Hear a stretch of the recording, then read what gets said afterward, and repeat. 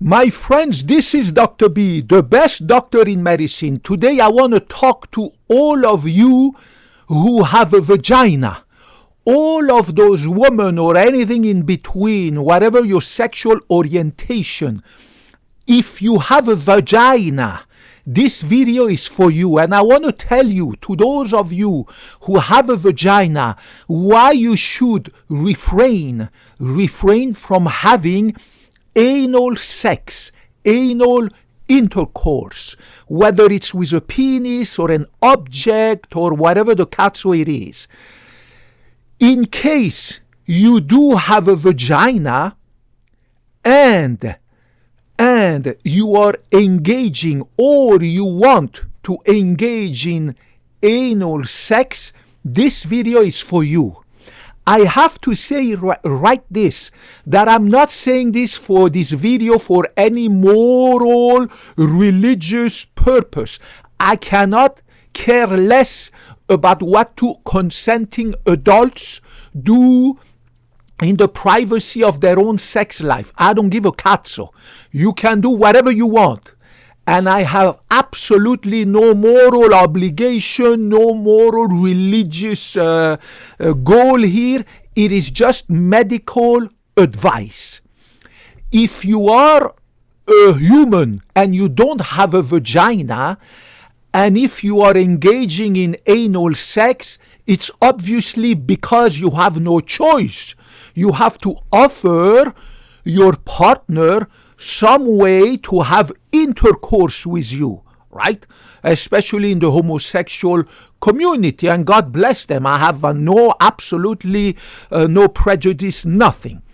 But if you are a woman and you are engaging in anal sex or want to do that, I want to tell you why it's a bad idea, medically speaking, not religion, no moral, no stuff. Medically speaking, why you should not engage in anal intercourse and just stay with vaginal intercourse. You see, the anus, the butthole, contains a sphincter, right? It is a sphincter made of muscle, and we do have control to some extent on this anal sphincter. Right now, I'm doing Kegel exercising, so in addition to strengthening, right, on this chair, strengthening my pelvic muscles, I'm also tightening my butthole. The muscle, the sphincter of my anus, of my butthole, I'm making it right now tight, right? So we do have, to some extent, control over that butthole's muscle, the sphincter that keeps our stools inside the rectum and prevents rectal incontinence, rectal fecal incontinence, where people lose their feces when they lift something heavy, when they walk, when they cough, when they sneeze, when they go up and down the stairs, when they push. They lose their fecal matter because the butthole is no longer strong. The muscle, the sphincter of the anus is no longer strong. Now, one of the different ways that the sphincter of the muscle over time, many years, right, becomes weak, one of the different ways is if you engage in repetitive anal intercourse over a long period of time. You see, the problem with anal intercourse is that it always, over time, it always escalates. First, it's a finger, which is okay, a finger. I finger my own butthole once a month. Every month I go to my shower and I posted a video to check my prostate, right? So I take actually this middle finger because I can go deeper into my rectum, and I check my own prostate by fingering my butthole once a month with this little middle finger in the cleanliness of my shower, right? Once a month. But here I'm talking about anal intercourse, which starts always with one finger, two finger, three finger, then it's a penis, then after a penis it becomes object, sex objects, and of course the sex object over time become bigger and bigger and bigger, right? And over time, what happens when you constantly, on a regular, daily, weekly, monthly, over a long period of times, right? Everything takes time. And again, everybody is different. What happens when you keep stretching this anal sphincter made of muscle? Over time, as you stretch the muscle, you have to understand that muscle fibers are not made to be stretched beyond a certain limit, right? So it's okay when the muscle sphincter gets stretched a little bit to allow the passage of your stools, which are really not very big in diameter, right? Exceptionally, sometimes we have a big poop and it's hard to pass. We have to push, and you've noticed that your anal sphincter becomes dilated a lot, and then it hurts, right? And it takes some time for that anal sphincter, the muscle that has been stretched, to heal. So when you engage over time in anal sex, which of course over time you stretch it with bigger objects, bigger penises, one finger becomes two, finger become three, and then sometimes the whole hand goes in there. I mean, watch the movies.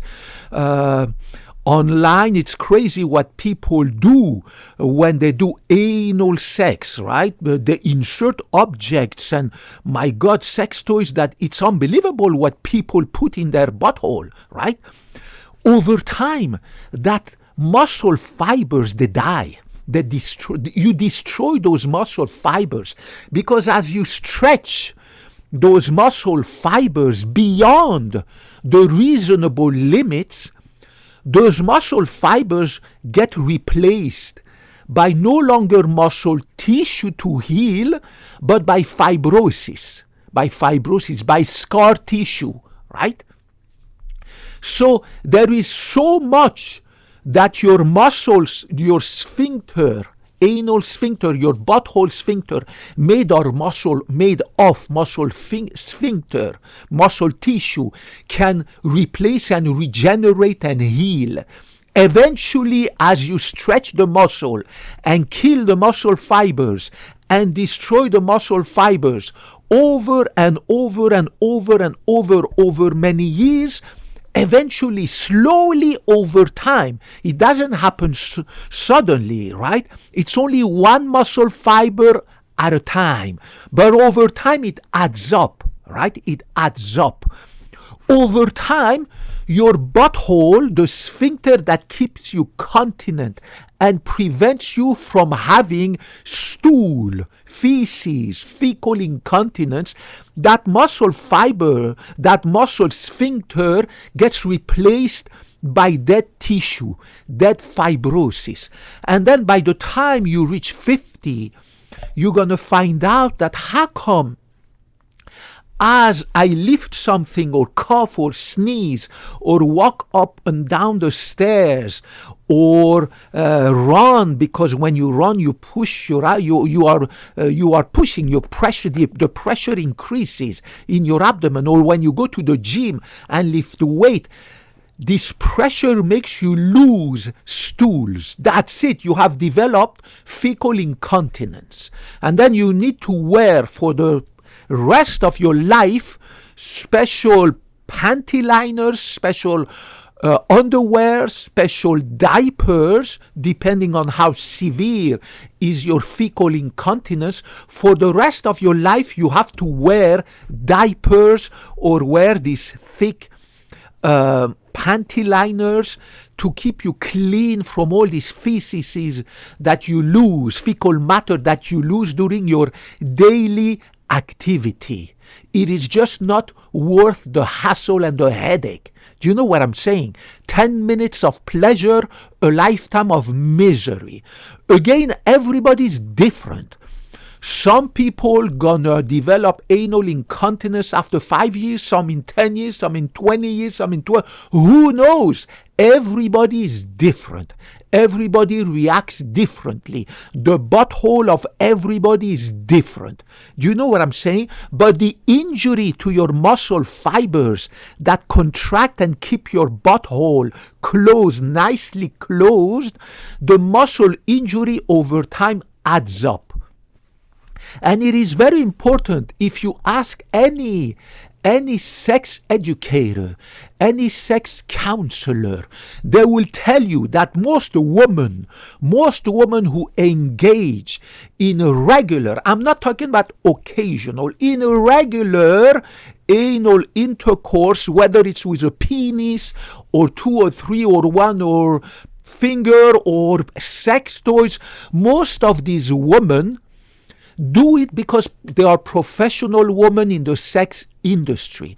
They do it because they are porn stars, like the ones that I see online. My God, it's crazy. These women, what they put in their butthole. I mean, it's unbelievable, but obviously they must be paid so much money in order to put this huge stuff into their rectum, and they must be paid a lot of money. But I don't know how much money they make. I don't give a catso. But is it really worth it? So that when you turn 50, after having done so much anal penetrations with these weird objects and big penises, then you turn out to develop anal incontinence, right? So the sex educators, sex counselors are going to tell you that either those women are part of the sex industry, prostitutes who get paid more money if they accept that the guy puts some stuff in their rectum and blah, blah, blah. And again, I'm not here to judge. Whatever the catso they want to do is none of my business. I'm not here to judge anyone. Here just for the medical recommendation, medical advice.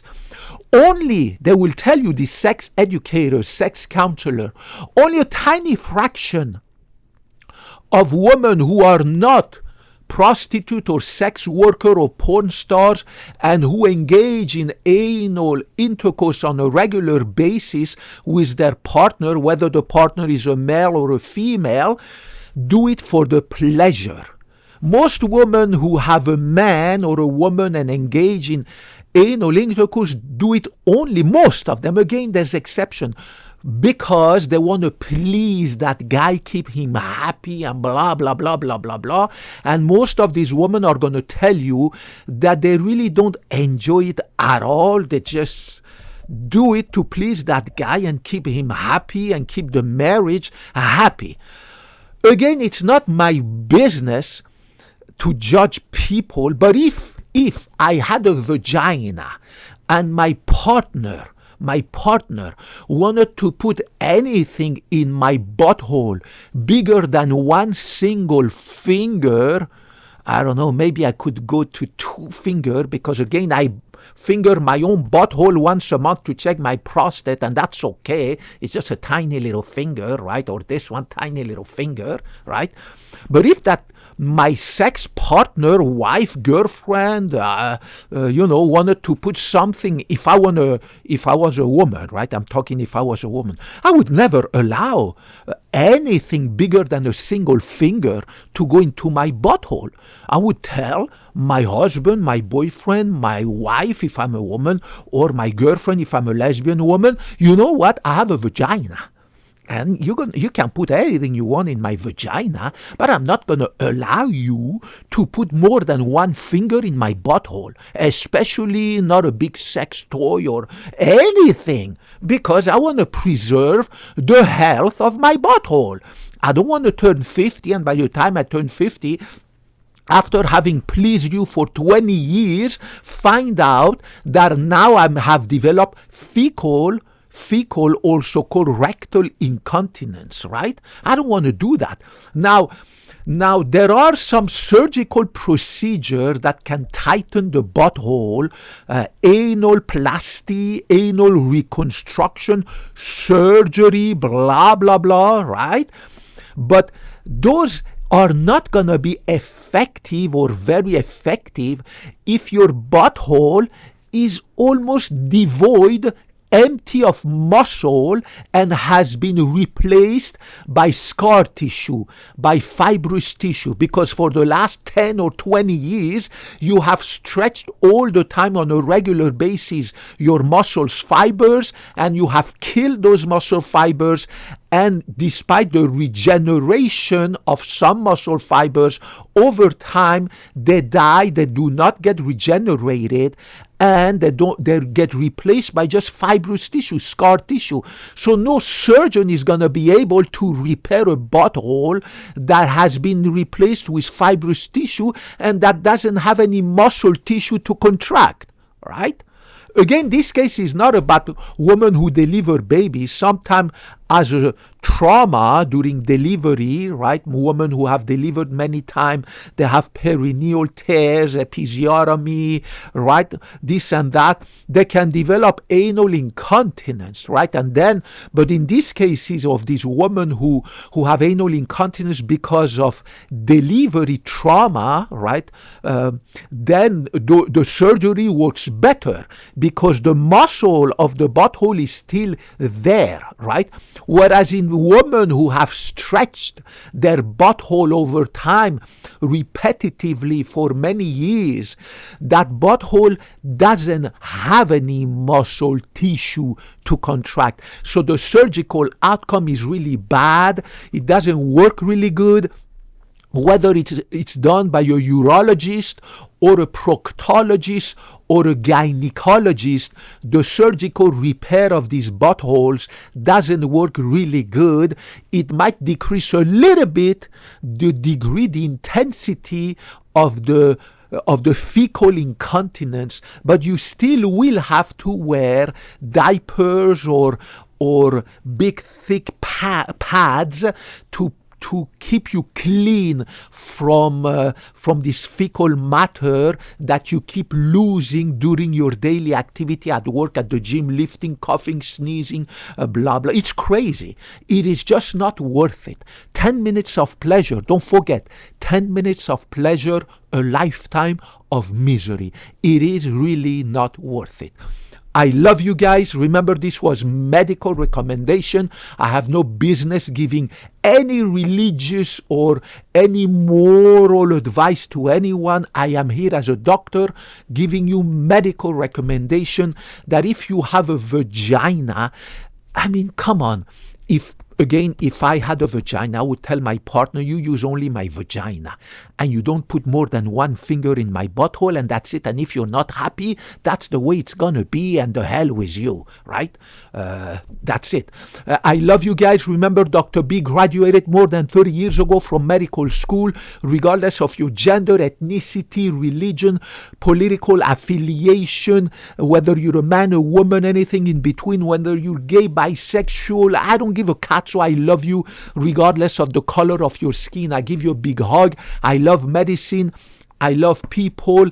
And I promised when I took my Hippocratic oath that I will never put my interest above yours. You will always come above me. I love you guys. Put your comments and your question, any katso you want to ask down there, and I promise I will get back to you as soon as I have the time in my busy but lovely life. God bless you guys. Thank you for your viewership. Thank you very much for your viewership. Bye-bye.